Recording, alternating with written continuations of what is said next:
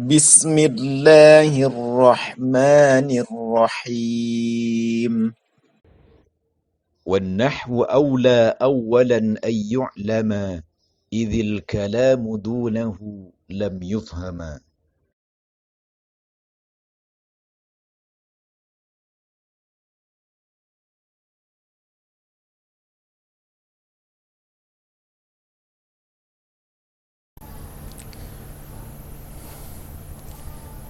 Bismillahirrahmanirrahim. Assalamualaikum warahmatullahi wabarakatuh. Alhamdulillahilladzi ja'ala al-lughata al-arabiyyata min ahsanil lughati fil alam wa ikhtarahu min lughatil Qur'anil Karim wa ja'ala nabiyyahu wa rasulahu sayyidana Muhammadan sallallahu alaihi wasallam min ahsani wa afsahil lisani kalaman. Kaifa halukum ayyuha talaba al-bararah, nad'ukum ala sihhatin wa afiyatin wa sitr, tashilan li wa tafhiman lakum, antiq amamakum bil mantiqi sarih bil lughah al-Indonesia. Alhamdulillah, segala puji bagi Allah Subhanahu wa taala. Pada kesempatan kali ini kita akan mempelajari materi daripada An-Nahwul Wadih. Melanjutkan dari pertemuan kita yang pertama, kita akan melanjutkan pada materi selanjutnya. Pada pertemuan yang pertama, kita menjelaskan batasan-batasan materi An-Nahwul Wadih yang akan kita pelajari. Adapun pertemuan kedua ini, kita akan masuk pada pembahasan materi dari pembahasan materi yang pertama. Selanjutnya, sebelum kita masuki materi kita yang pertama, sebelumnya kita akan berusaha untuk bisa memahami perbedaan antara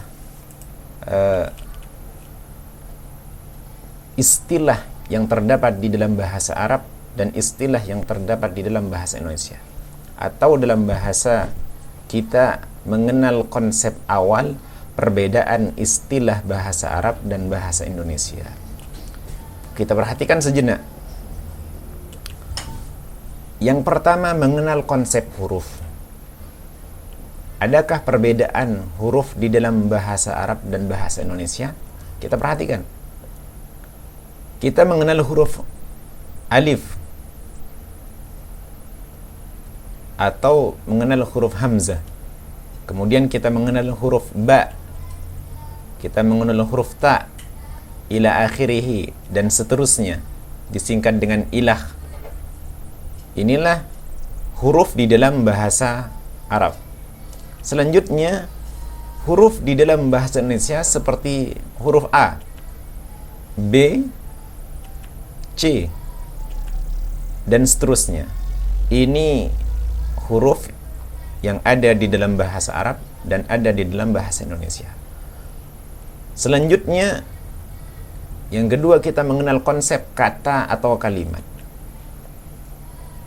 Di dalam bahasa Arab, kita mengenal konsep kata atau kalimat seperti kalimat saya minum air. Saya minum air. Setiap satuan kalimat saya minum air, maka ini di dalam bahasa Indonesia disebut dengan kata. Maka setiap hal yang berkenaan dengan saya minum air, setiap satuan ini disebut dengan kata. Selanjutnya di dalam bahasa Arab, ana, saya, ashrobu, minum, al-ma'ah, air. Maka ini disebut dengan kalimat.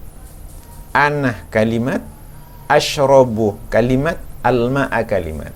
Ini perbedaannya. Kalau di dalam bahasa Indonesia, saya disebut kata, minum disebut kata, air disebut kata. Sedangkan di dalam bahasa Arab berbeda. Ana disebut kalimat, ashrobu disebut kalimat, al-ma'ah disebut kalimat.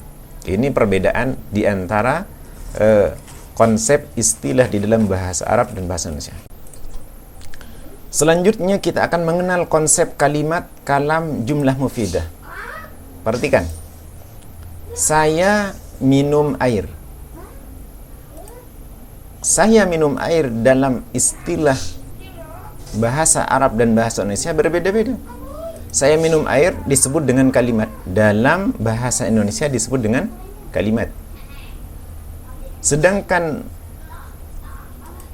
dalam tatanan bahasa Arab, ana ashrabul ma'ah, bukan disebut dengan kalimat, akan tetapi disebut dengan kalam atau qaul atau jumlah. Maka ini bedanya. Maka perhatikan dari awal konsep istilah dalam bahasa Arab dan bahasa Indonesia, huruf memiliki persamaan. Walaupun nanti akan ada penjelasan lebih lanjut tentang huruf itu sendiri. Sedangkan konsep kata kalimat beda. Setiap satuan kata disebut kata, akan tetapi setiap satuan kata di dalam bahasa Arab disebut dengan kalimat. Dalam bahasa Arab dan bahasa Indonesia, kalimat seperti kalimat saya minum air, maka ia di dalam bahasa Indonesia disebut dengan kalimat.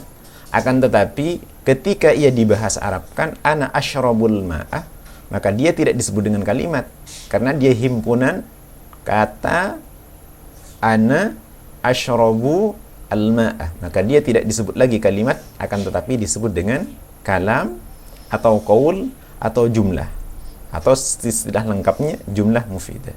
Inilah pengertian konsep awal perbedaan antara bahasa Arab dan bahasa Indonesia. Selanjutnya kita akan mengenal tentang al-jumlatul mufidah. Al-jumlatul mufidah, jumlah yang memberikan faedah atau memberikan manfaat. Kita akan mempelajari dari awal. Perhatikan, al-bustanu jamilun. Al-bustanu memiliki makna kebun, jamilun bagus. Kebun itu bagus. Selanjutnya, asyamsu tali'atun. Matahari itu terbit. Selanjutnya, syammah. Syammah artinya mencium. Aliyun, Ali. Ali mencium wardatan, bunga mawar. Selanjutnya, qatafa aliyun zahratan. Ali memetik bunga. Selanjutnya, ya'ishu samaku fil ma'i. Ikan itu hidup di dalam air. Selanjutnya, yakthurun nakhilu fi Misrah. Banyak pohon kurma di negeri Mesir.